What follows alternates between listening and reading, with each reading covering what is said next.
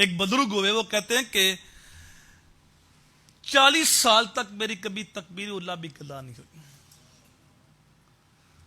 تو ایک دن کہتے ہیں کہ میری والدہ کا انتقال ہو گیا، ان کو تدفین کرتے کرتے جب میں مسجد میں آیا تو جماعت ہو گئی، تو میں بڑا پریشان ہوا کہ کبھی تکبیر اللہ بھی قضا نہیں ہوئی، آج جماعت ہی نکل گئی۔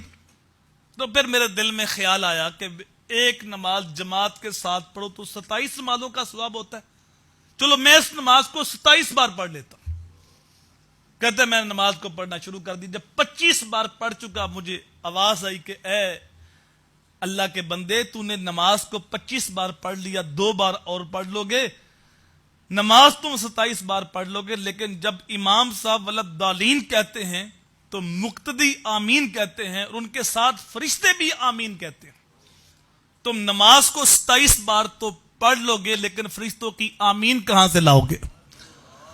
تو کہتے ہیں میں سوچنے بیٹھ گیا، میں 27 بار کیا 27,000 بار بھی پڑھوں تو مجھے جماعت کا ثواب حاصل نہیں ہو سکتا۔ اللہ اکبر۔ حضور صلی اللہ علیہ وآلہ وسلم کے صحابی حضور کی بارگاہ میں حاضر ہوئے اور بڑے پریشان تھے، تو حضور صلی اللہ علیہ وآلہ وسلم نے پوچھا کیا بات ہے، اتنے پریشان کیوں ہو؟ تو عرض کی یا رسول اللہ، میرے 15 اونٹ چوری ہو گئے، میرے 15 اونٹ چوری ہو گئے، ان کے اوپر سامان بھی لدا ہوا تھا۔ تو حضور صلی اللہ علیہ وآلہ وسلم میں اچھا میں سمجھا شاید تیری تکبیر اللہ قضا ہوگی۔ عرض کی یا رسول اللہ، تکبیر اللہ 15 اونٹوں سے بہتر ہے؟